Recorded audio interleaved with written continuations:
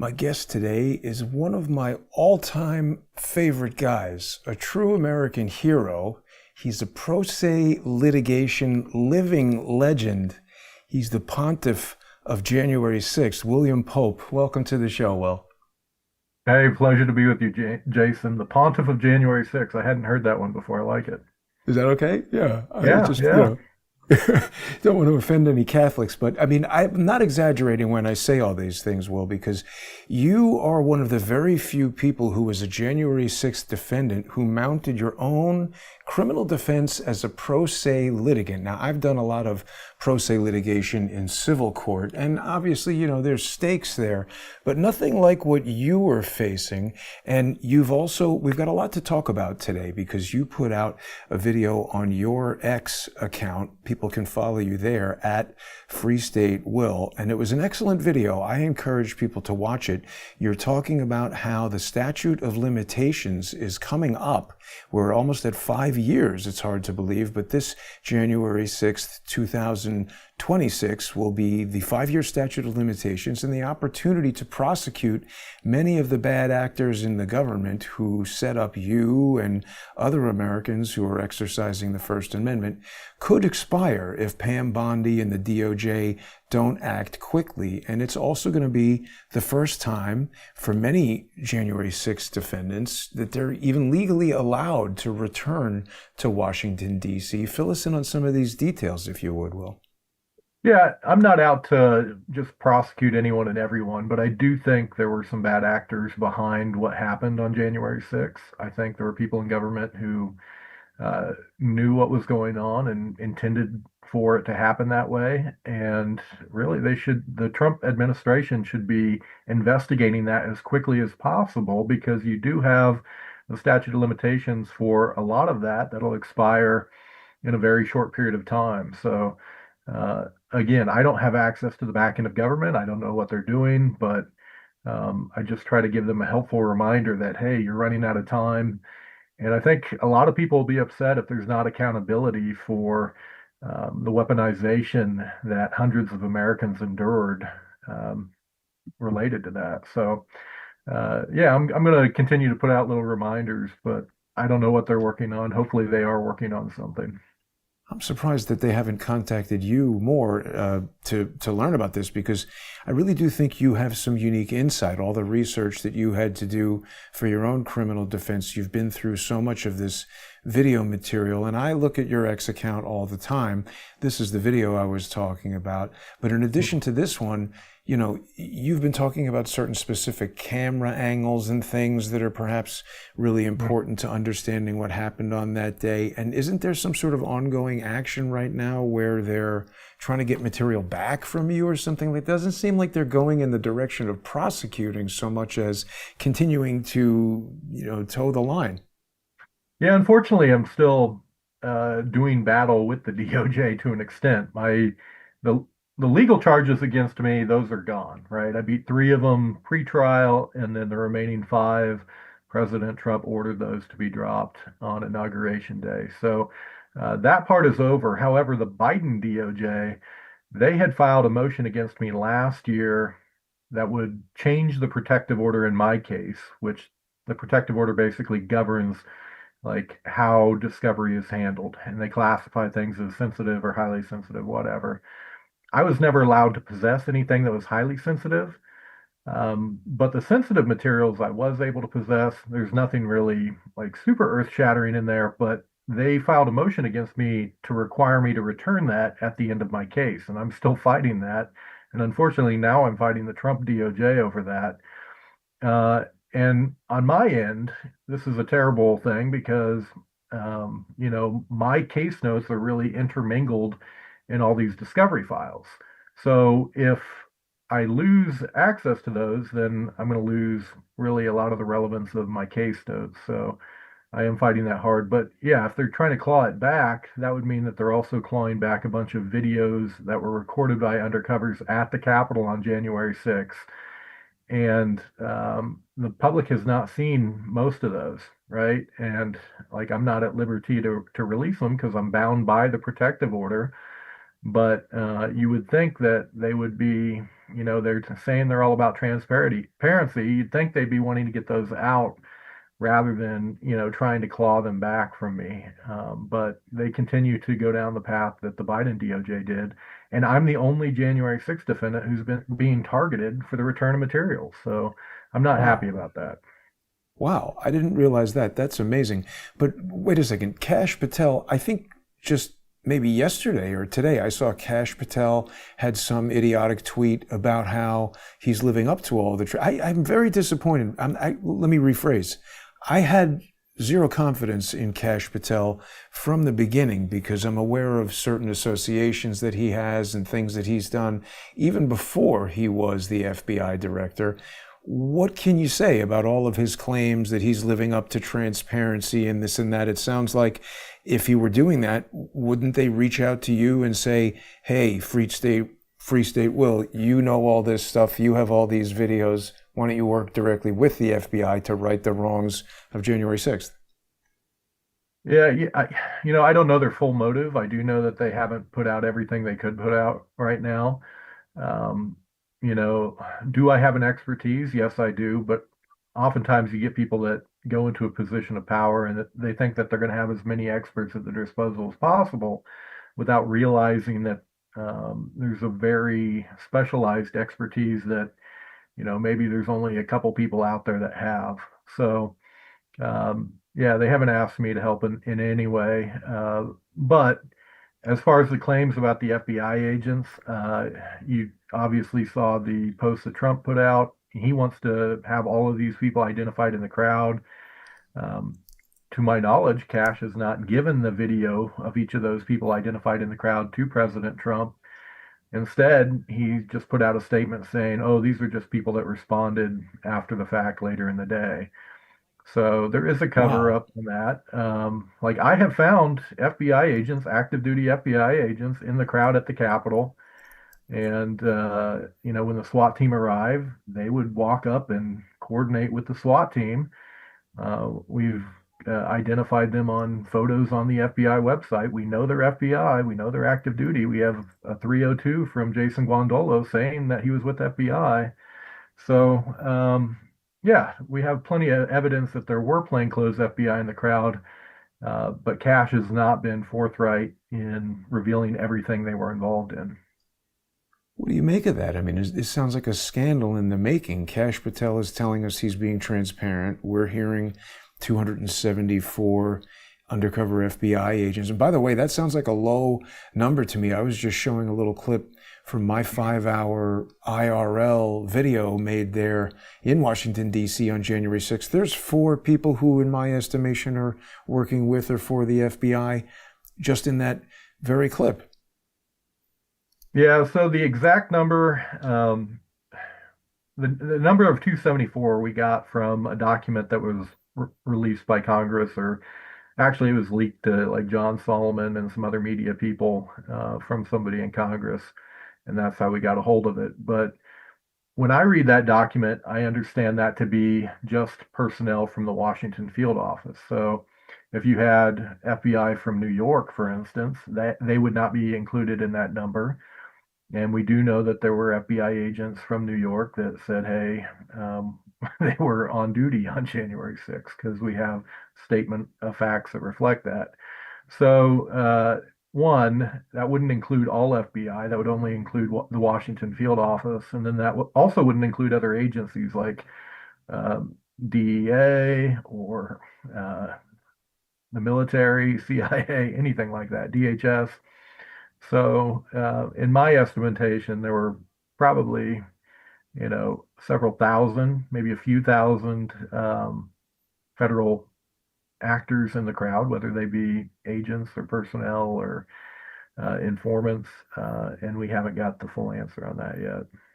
Well, see, and that's always the thing, obviously. I'm sure I've been exposed to this just in my limited time in court. I'm sure you have as well. They get very specific on the language as far as who's an agent, who's an informant, who's a CHI. This guy right here with the Trump mask and the very orange bandana, which to me this just seemed like, kind of an undercover color of the day kind of thing.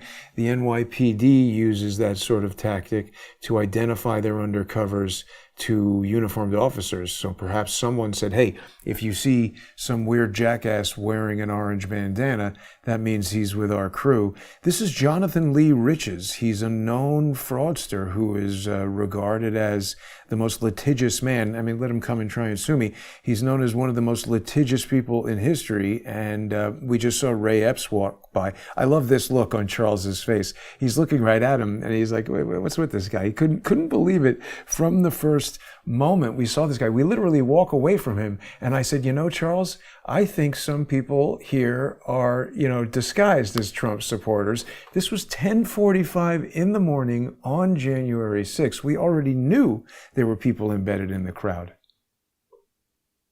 Yeah, and obviously you I've gone through a lot of videos, so there are things that you can glean just by observing video and being, hey, that's questionable. But to fully prove it, we have to connect it to some type of documentation that they are a Fed or undercover or whatever. So there are different ways to do that. Like some people have made claims that they've worked for agencies before, and then you find them in the crowd at the Capitol. The other way would be to actually have documentation that they work for the FBI. Like we have Baker Dowdy from the Washington field office who was with John Guandolo that day. So yeah, but your video there, you walked right by Ray Epps, of course, when he was repeatedly going up to people on that corner for there was probably a 2 or 3 hour period of time where he continuously went up to people at that intersection trying to direct them to the Capitol after President Trump finished speaking. And one of the clips I put out on Twitter, we've got the CCTV from that intersection, and he's just repeatedly going up to people and waving them, pointing them toward the Capitol. So it was an extended period of time. Now, the live stream you recorded that day, I consider it to be very important because you have like a very long video. You had about, I think, 4 hours or so. Is that correct? And Five. that'll 5 hours, yeah. So that allows us to synchronize your video to other clips and kind of timestamp videos that we might not know the exact time of when they happened. And also it's important because we really don't have any or many longer form videos there at the eclipse, kind of going through the crowd. So you walk through the crowd, and actually you walked pretty close to where I was about 10 or 20 minutes before this interaction you're having here. So if you back up to the Washington Monument, you might actually see me in the crowd. Wow. Yeah, I Yeah. mean, the thing that's really sad for me about this, Will, and obviously I didn't have nearly the experience that you did and people who really suffered financially and otherwise, but this whole thing of walking through the crowd and, so many people were just so nice to Charles and to me, saying hello, coming up, hugging us. I mean, it was a festival. I mean, it felt like, everybody was there for some kind of like, well, not summer festival because it was freezing cold that day, but there was a real strong sense of camaraderie in the crowd. And it really was the polar opposite. So many people had come from Arkansas and you had come from Kansas with your brother. You were going to go camping. I mean, look, everybody is just hanging out. People were upset about what was going on with the election. But unlike Antifa and some of the George Floyd type riots, we weren't tearing up Washington, D.C. I really think the entire attack on the building was motivated by bad actors. And there were obviously some people here in the crowd who were drinking throughout the day and stuff. And, people see other people crashing through a building and maybe they do that. I mean, in your case, in many people's cases, doors were opened for you and the cops basically let you in. It's a public building, right? Yeah, so the unique thing about the ellipse, I think, and this is one reason I think there was an operation planned, is you had provocateurs going throughout the crowd, just like Ray Epps. So he was at 15th and Constitution Avenue, but you had other people on bullhorns or just kind of going through the crowd, whispering to people like, hey, we're going to the Capitol afterward. and they were pretty much spreading the same message Ray Epps was. Now, me and my brother, like my brother wanted to see President Trump's final speech. He'd never been to Washington. So yeah, we were just kind of sitting back and enjoying the day. We had plans to go on a road trip afterward. But after his speech finished, we went down to the Capitol and we didn't know like any of the confrontations with the police had taken place. Like I had never been to Washington where they hadn't let people on Capitol grounds. So the fact that people were right up to the building did not seem abnormal to me. And yeah, we just walked on up there. Yeah. Well, and I'm with you because I have spent a lot of time in Washington, D.C., and normally you are allowed to just walk on the Capitol grounds and stuff like that. But the thing that was strange is, there were people who were a lot of little things. Like there were guys ripping up fence posts and stuff, young guys, teenage kind of age. And I said, hey, knock it off, you guys. Cops are going to see that. You're going to get people in trouble. I think those guys were provocateurs. I mean, I think they were basically everywhere. It was almost like a couple thousand people who had been instructed to just, basically sow chaos. Well, you filmed right there on the outer wall, and you guys kind of stayed off the Capitol grounds because, for whatever reason, you had the common sense to not to have the curiosity of my brother and I and many other people.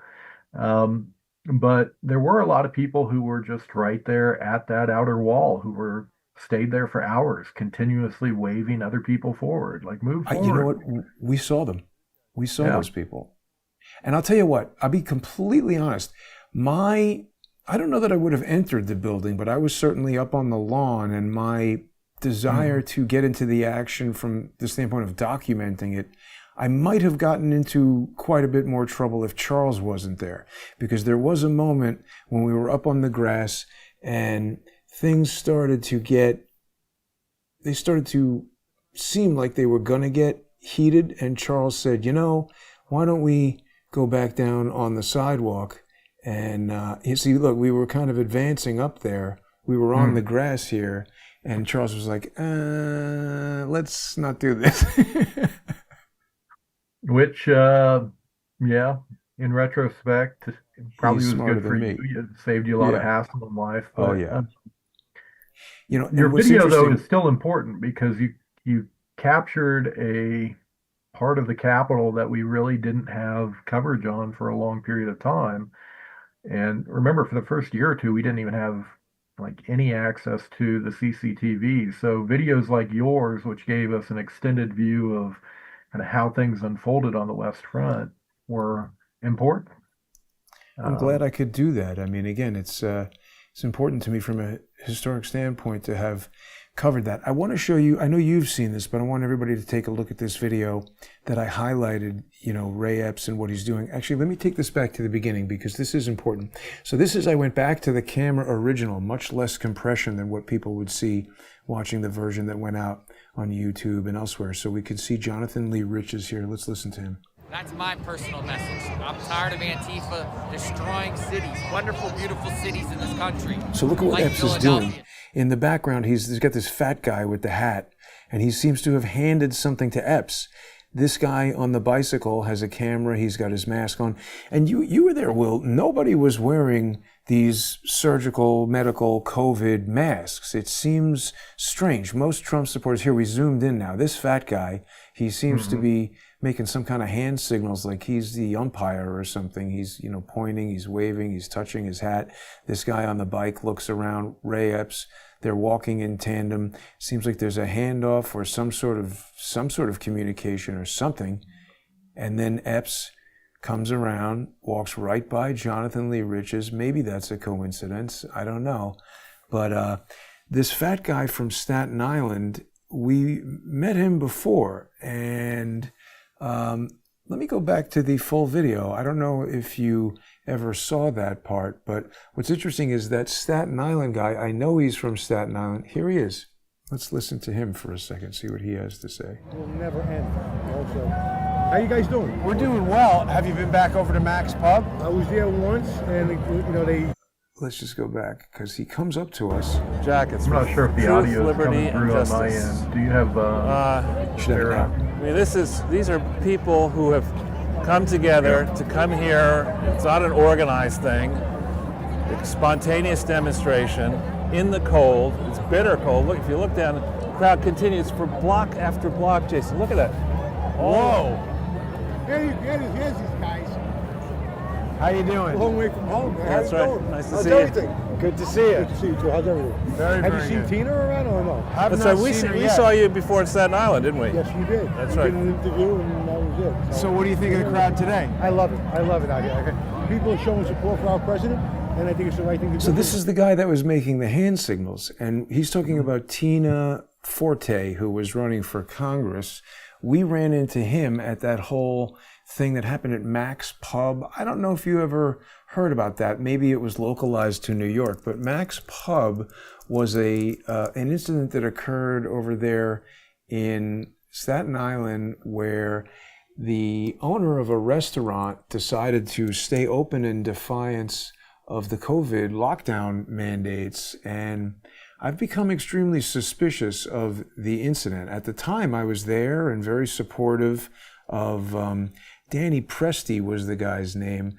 But it's in retrospect, it seems like perhaps another one of these staged events. I guess we have to subscribe to the New York Times to read that. But, you know, to me, it seemed like if you wanted to send a signal to restaurant owners that you better not, you know, defy the lockdown, you could, and I'm not saying that they definitely did, but you could stage this incident, make an example out of Danny Presti, and then, you know, sort of coerce other restaurants into compliance. And it's just interesting that this guy who appears to be making hand signals to Ray Epps was there at the Mac's Pub incident. Weird, right? Yeah, and well, first of all, having looked at the CCTV on that, I didn't really see Epps making hand signals to, because when you have different perspectives, it looks a little bit different on the interaction. So there were a couple people that he did go up to and talk to. I do think he was working with people, and we have other video of him like yelling out for people. You know, it's difficult to do it just from one perspective, especially when we don't have all the information. Now, in the COVID protest, I think some of that was legitimate, but I also think there were bad actors taking advantage of that and trying to like inflame tensions within society. So there were some of the provocateurs on January 6th who were a part of these mass protests where they'd show up in a mall or a grocery store or whatever and just create a big, ridiculous disturbance. And then on January 6th, they were the ones saying, hey, after Trump is done speaking, we're going to the Capitol. You got individuals like Megan Paradise, who went to the east side of the Capitol and said, I don't care if I get arrested. Let's storm the Capitol, you know. And she had been telling people throughout the morning, let's go to the Capitol after Trump is done speaking. Luke Robinson, who had a gun in the crowd and was taken off the FBI watch list, you know, he was a part of these mass protests as well. So, you know, we don't have all the information on that, but maybe there is some kind of, you know, pattern there that would indicate that some of these mass protests were staged or they were created to increase tension within society.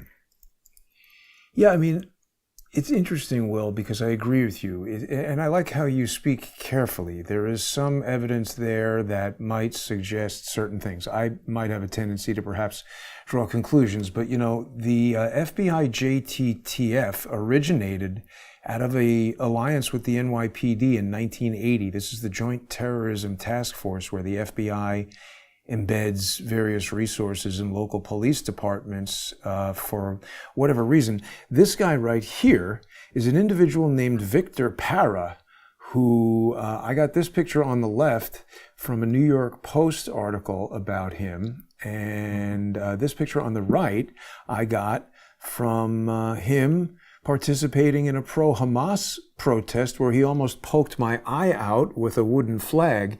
And the thing that's interesting is, you know, this was happening right down the block from where I live, right over here on 7th Avenue and 25th Street. And I was just walking home, minding my own business. And all these lunatics outside the Fashion Institute of Technology, which is a college right over here, were having some sort of impromptu protest. And so just, you know, this is my cell phone. This wasn't the live stream. I just walked over there I just walked over there with my cell phone to see what was going on, and they all got in my face. The cops were all there, and this crew of people, including that dude Victor Para, really got in my face. He was very careful to keep this keffiyeh covering his face. I was zoomed in on the longest lens the iPhone has to try to catch. He's looking at me. See, he doesn't want to be photographed. He's a Tren de Aragua member. At least that's what the New York Post says. So it was strange to me that he was embedded in this crowd, which, you know, the cops didn't tell these protesters, hey, don't try to poke Jason's eyes out with a flag. Don't, stop surrounding him and intimidating him and menacing him. They didn't say that. They told me to go home. And so, again, we see this guy on January 6th who's down there at Mac's Pub, which to me was a very staged event. Look at this guy. Here's this guy from Tren de Aragua. He's in my face. The cops need to tell people like this, listen, back up, you can protest, but you can't be, harassing and intimidating people. So I think it is a regular practice that they have these people who they want to control the outcome of these things, whether it's January 6th, whether it's pro-Hamas, whether it's anti-COVID. There's all kinds of things going on. Yeah, and unfortunately, I think it has a dangerous psychological effect on our society because you have like one outrageous moment where they create some wild conflict, and then that goes all over social media, and then everybody develops an opinion over a thing that they didn't care about before, right? But yeah, I think there's a pattern of that. I think a lot of the like the drag time story hours, a lot of feds were involved with that kind of thing, and Right. you see the pattern repeating, and having dug into a lot of January 6th related content, you realize a lot of that might be manufactured. So I try not to get outraged at things that go viral right away. I've Now, watched a lot of video. here's someone who you might have seen in some January 6th video, and this is strange because she appeared with Jacob Chansley, the shaman. Not this guy. This is Joel Matola, the NYPD sergeant who's in charge of Manhattan South Community Affairs. But he always seems to be hanging out with this disgusting individual who goes by Crackhead Barney. Let's see, you're going to pan around to her in just a minute. Let's see. Crackhead Barney. This woman, she wears white face makeup, and she usually has her breasts out, and she's dressing up like. Have you seen her before? I think I have seen a video of her at different protests or whatever. Yeah, she's just kind of over the top. Well, I mean, like not everybody like that is a Fed. There are just some crazy people out there who like attention, but oh, I understand, but she's always hanging out with this Joel Matola. She's sexually assaulted me. She's assaulted me. He's always protecting her and never arrests her. She just assaulted, I think, Nick Shirley or Nick Sorter, one of those guys, the other day.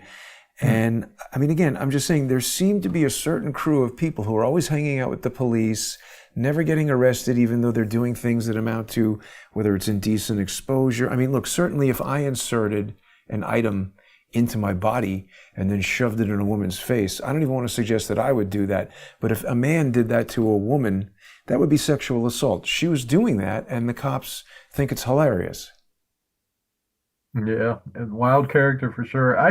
You can only focus on so much, right? And individuals like that, they're kind of on the periphery. Like I try to narrow my scope to January 6th. So, but having gone down a few January 6th related rabbit holes, you come into contact with videos where these people appear, and you kind of realize that there's a pattern of fake interactions out there. Exactly. So, yeah. I think it's important to limit the scope to January 6th and also Stephen Hawking's AI videos. Those are very good. Well, I'm not a huge fan of AI, but I see these going out on Twitter, and I'm like, what in the world? I mean, on the one hand, people are pretty creative, and it kind of shows what AI is capable of, but yeah, I don't know. You just have to laugh at crazy things sometimes. Yeah, I mean, obviously I'm making a joke out of that, but it is interesting. I mean, we're on the precipice of, I don't know, maybe January 6th is one of the last events where we'll actually look at video and be able to believe what we see, to the extent that we could even do that before AI. And like you said earlier, I know you're bound by court orders and things like that, but what can you tell us, Will, about some of, or perhaps the most interesting thing that you learned as a result of being your own lawyer and defending yourself pro se that perhaps maybe people don't know? Oh man, I've covered a lot of ground, obviously. Well, first of all, I chose to go pro se because I developed a little bit of an expertise with the January 6th video. Obviously, in the 2.5 years after I went pro se, I developed a lot more expertise, but I felt like my understanding of the video and the factual events of January 6th gave me an advantage that an attorney wouldn't have. And I thought that if I could get full access to the discovery, I would be able to put the pieces together in a way nobody else could. Now, I never got the full access, unfortunately, but I was able to connect a lot of dots that other people weren't looking at. And so you mentioned the video, the issue with AI. And I do think that'll be a problem in the future because people might fake evidence or try to frame things or exonerate themselves based on fake video. However, at an event like January 6th, where you have hundreds of cameras and they're all filming the same thing, then I can take those videos and I can triangulate them together and figure out if they're recording the correct thing or not. Now, the issue would be like once cameras, now you have cameras that have AI technology in them. And would it be possible for people to like overwrite what you recorded and like erase one thing from the video? Like if your camera were connected to the network or whatever? I don't know. I think that would be a potential worry in the future. But as long as you have a camera that doesn't have AI technology or doesn't have the ability to connect to the internet, you might be able to record something and document it. And, that would need to be like all other video would have to be able to sync to that. Like the video you recorded on January 6th, I could probably find 100 other videos that would cross paths with your video at some point and allow me to verify that yes, Jason Goodman was there that day and was going throughout the crowd on that path.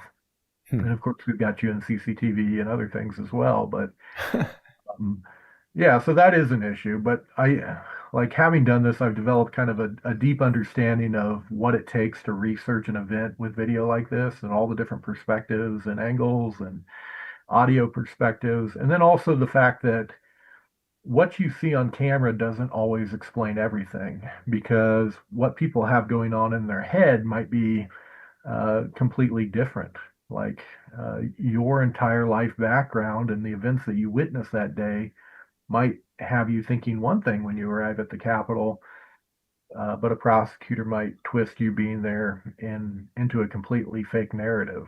So I do think we have to, give people a little bit of grace and take into consideration that there are other possibilities. But yeah, I guess another thing I've learned fighting the government is that they can be very dirty, right? Yeah. You know why? And their interest is not justice. There may be a few out there who are very committed to that, but I have found that in the DC district, the DOJ is not interested in justice. They're interested in winning and crushing you at any cost, and that might require them to withhold discovery that they should be giving you, or to delete evidence, or not respond to emails, or do any number of things that could hurt your ability to defend yourself.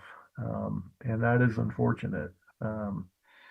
But well, let's not gloss over that a second, because I agree with you, and I would say that goes beyond unfortunate into, it's almost, I don't know, we think we live in this country where, truth, justice, and the American way, but what you're describing is just absolute corruption of really one of the most important. They could put you in jail for years and years, take away your freedom.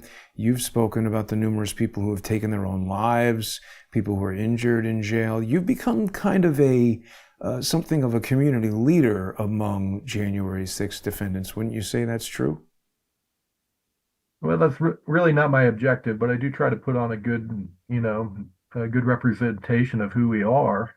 Um, and, I think there are other people who are putting on a great representation as well. But yeah, I think any time that you find yourself in a fight with the government that is completely political, like they chose to prosecute you because of politics, then you need to stand up for every right that you have, every constitutional right.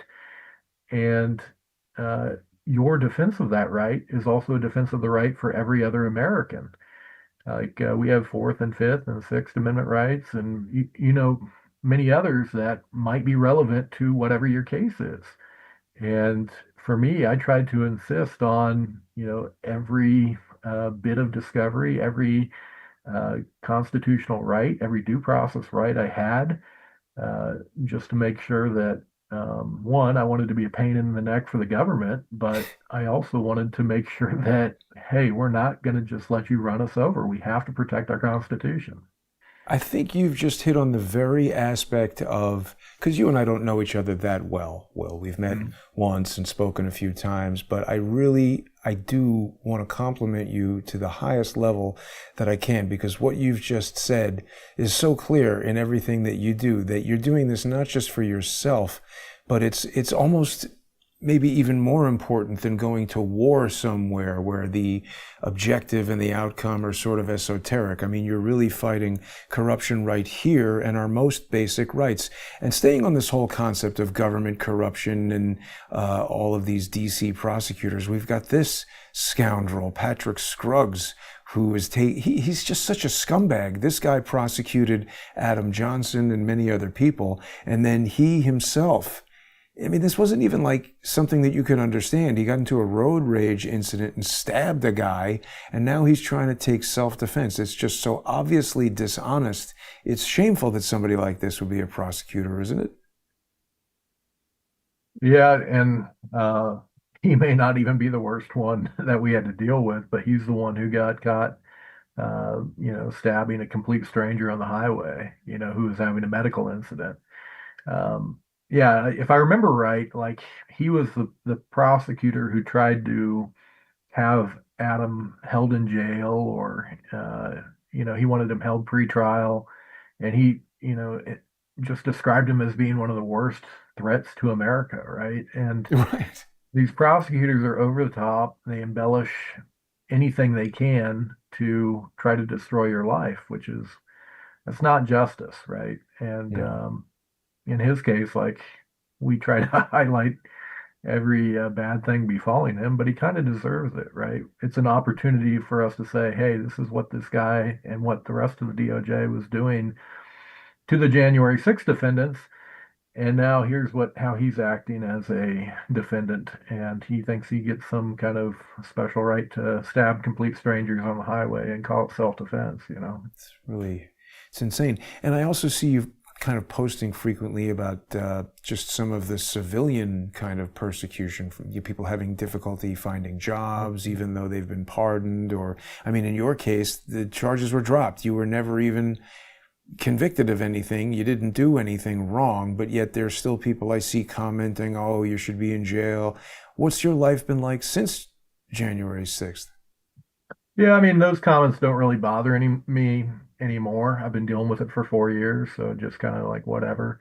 But unfortunately, because the media and the Democrat Party made January 6th to be the biggest news story in America for 4 years, it's very difficult to get away from that. And a lot of employers don't want to hire January 6th defendants. So you've got defendants who are having trouble finding a job. And our lives, in many ways, have already been crushed. Some people had to, give up their home to Wow. survive or pay legal bills or whatever. There have been people who have gone through divorce because of it. People have lost custody of their children. Ooh. And a lot of lives have been crushed. And in my case, I lost my teaching job at K-State, and I also occasionally taught for Fort Hays State here in Kansas. And, now I'm working manual labor, which, it's a good way to keep in shape. But, I have two master's degrees. I'm a PhD candidate, and it's very difficult to get considered for any job. Wow. Yeah, we're still facing challenges, and I have confidence that eventually we'll overcome it. But right now, it is pretty difficult for people, myself included. What about getting a JD and becoming a lawyer? Yeah, a lot of people want me to do that, but well, you look at people like Jeff Clark, right? And they're trying to take his bar license away, and I think I would probably be a prime target for that. I think there are a lot of attorneys out there who don't like me. So the idea of me going to school for another 3 years after I finish my PhD just to get a JD, or maybe it's 4 years, whatever. Yeah, I hear you. I don't know. I'm kind of at the point in life where I'm tired of doing school. I want to finish my PhD, and I may write a few books in the future, but I think I need to be done with school, and I really don't have a desire to be an attorney either. Like, it is kind of fun to be in the fight and to give the government trouble, but uh, I don't think I would have. I don't think I'd have the same thrill if I were representing a client and whatever. Well, Even though, and this is interesting. I think you're going to have some good perspective on this. This is something that you and I can sort of commiserate on, is that because you said before that you felt that you would have certain specific insights as a pro se that other attorneys wouldn't have. And I agree with that. You're very intelligent. Your ability to navigate these videos and things like that, that was one aspect of it. But I think that no matter what the stakes are, whether it's criminal prosecution that's going to put you in years of prison time, or just money, or whatever it is, there, in my estimation, seems to be this kind of inherent problem in the attorney-client relationship, particularly if you're not a super millionaire or billionaire like Donald Trump, where these cases can go on for many, many years. And a lawyer obviously has a family and bills and obligations as well.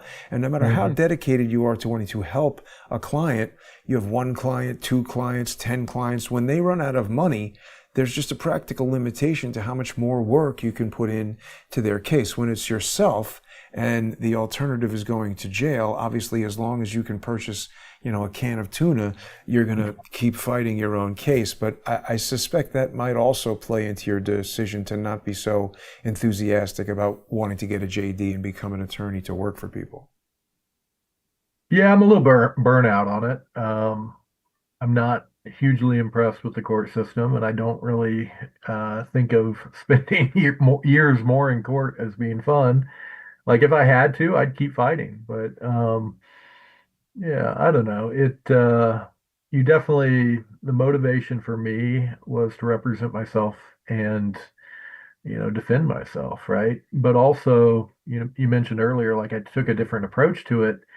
Like, I viewed it as an opportunity to push back for everybody.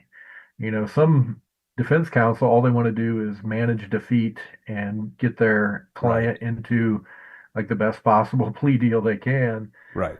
But for me, like, fighting was an opportunity to take a swing at the government and weaken their ability to prosecute other people. And I think by me putting information out there, that helped attorneys in other cases and made things inconvenient for the government, which ultimately was my goal. Mm. And of course, you and I didn't know each other prior to January 6th, but just in knowing you over the past 4 years or so, you strike me as a real lemonade kind of guy, if you know what I mean. Life gives you lemons. You're on the positive outlook side of things. Would you say that's true? Any aspects of the January 6th experience that have enriched your life, would you say? Yeah, I mean, obviously, my life is completely different than before January 6th. So, and obviously, a lot of my life that I had back then has crumbled. So that was very tough to go through. Like, early 2021, my life was imploding in different aspects, day after day, after week after week. Um, but having gone through that, you learn a lot. And my perspective in life is, even if you've gone through things that may be difficult, like, after the fact, uh, you wouldn't want to give that up. You wouldn't want to give up that experience and that knowledge and that whatever perspective you gain from that, because, like, how many other people can go through a gauntlet like that and face that adversity and be tested in that way and experience that growth that comes with it. So yeah, growing in any way is definitely not fun at the time, right? But um, yeah, I don't think I'd give it up, although right now there still are a lot of inconveniences that come with being a former January 6th defendant. Yeah. Well, it's one of those what doesn't kill you makes you stronger kind of experiences, I guess. They should And have I killed think me when they had the chance. I think you and I had some conversations about this abomination, this, let's call it an art exhibit, the wall of Oh, shame yeah. in the filthy pit of Brooklyn. What do you think about this whole thing? Yeah, you're the one who drew my attention to it. And basically, what they did is so NPR, National Public Radio, on their website, they've been keeping a database of every defendant and tracking them. And this wall in Brooklyn just printed off what NPR wrote. And, they try to continuously shame us and target us and whatever. And I think, I don't know. The wrong people are coming after me, to be honest with you. I really don't care what their opinion is, but uh, ultimately, I think the participation of most January 6th defendants is going to be looked at more favorably by history. So I'm not too worried about it. William Alexander Pope of Topeka, Kansas. A good looking guy right there. Exactly. I mean, you got to fit you on the board. Now, so your brother was also accused. What was he pro se? What happened with your brother? So he had a counsel.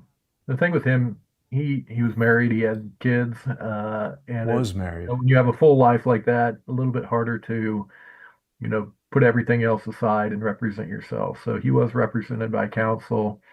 And because of that, even though our cases were connected together, his counsel moved to sever, and the judge granted that, which, there are good and bad things that come from that. But the good was they were able to fight in a little bit different way, and I was able to fight in a little bit different way.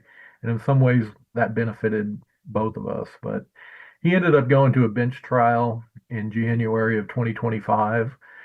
And at that point, the Fisher case had been taken up by the Supreme Court. So his attorney moved to have that bench trial continued, but the judge didn't want to put it off. He's very much sticking to his calendar.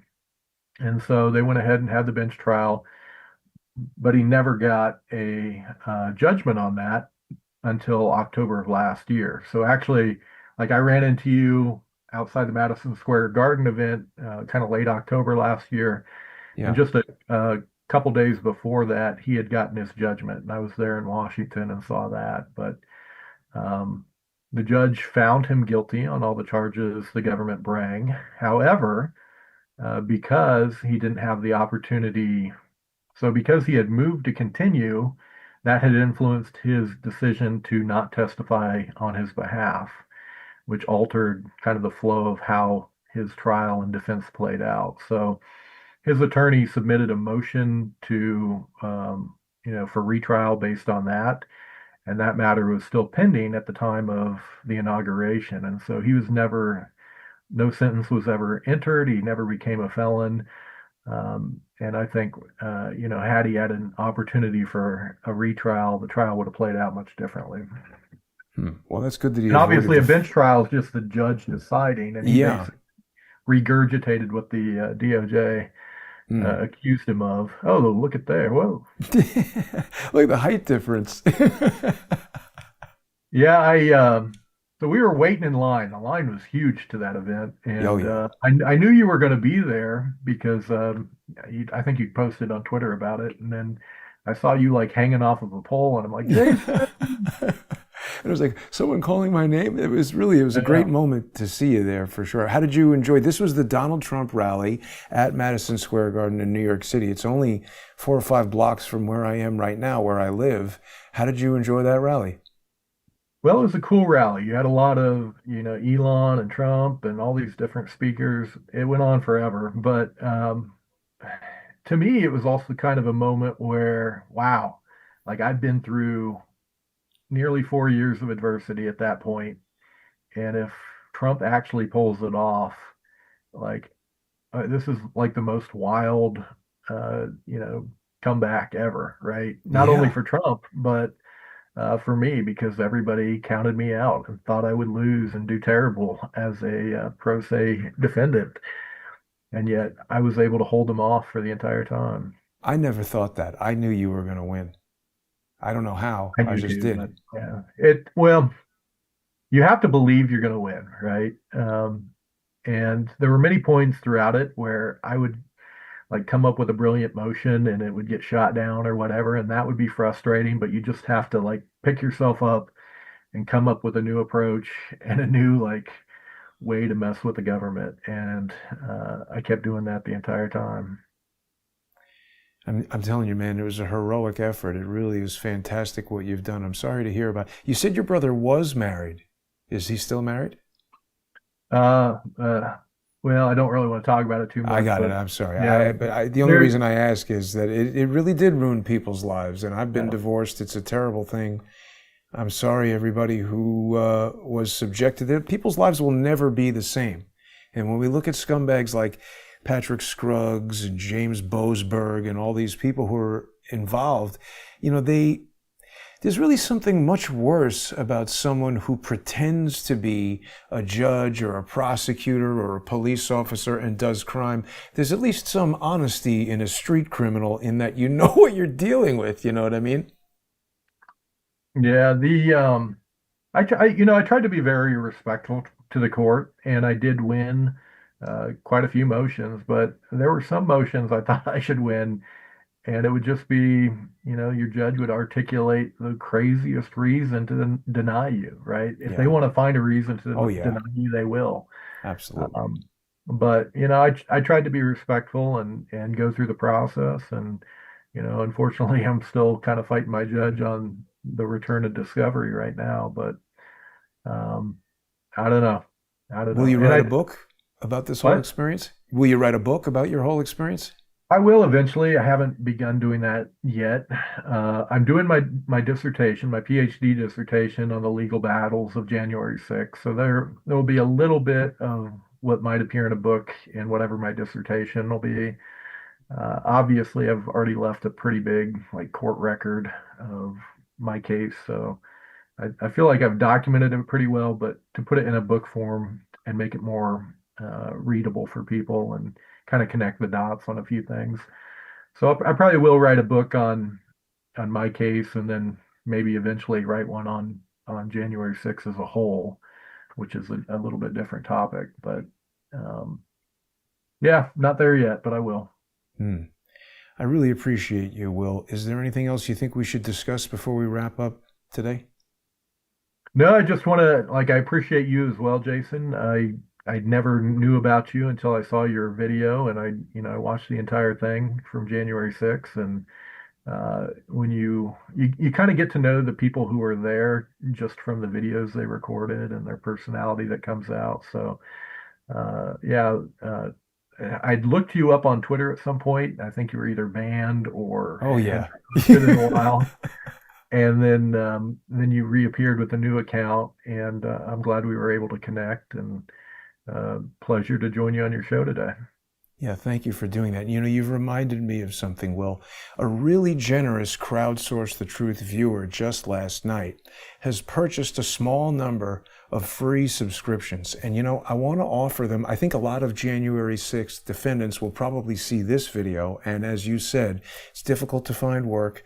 So certainly if there's anyone out there who is down on their luck or having health problems, can't afford a subscription to sponsor Crowdsource the Truth on crowdsourcethetruth.substack.com or on Subscribestar or Patreon, send me a DM on X, or you can email me on truth@crowdsourcethetruth.org. And I have a limited number of gift subscriptions that a very generous viewer has purchased and instructed me to give them out to people. So I'd like to offer them to people who are victims of the malicious January 6th prosecutions. Send me a message and I'd be happy to share a free gift subscription. I want to thank William Pope for joining me today. Good luck in the ongoing struggle, Will. We'll have you back anytime you want, and I hope I run into you out there on 7th Avenue again. That was 8th Avenue, actually, but we'll run into you sometime in New York City. Take care, okay? I don't frequent New York, but you never know. Maybe I'll be Never back. know. All right, take care, Will.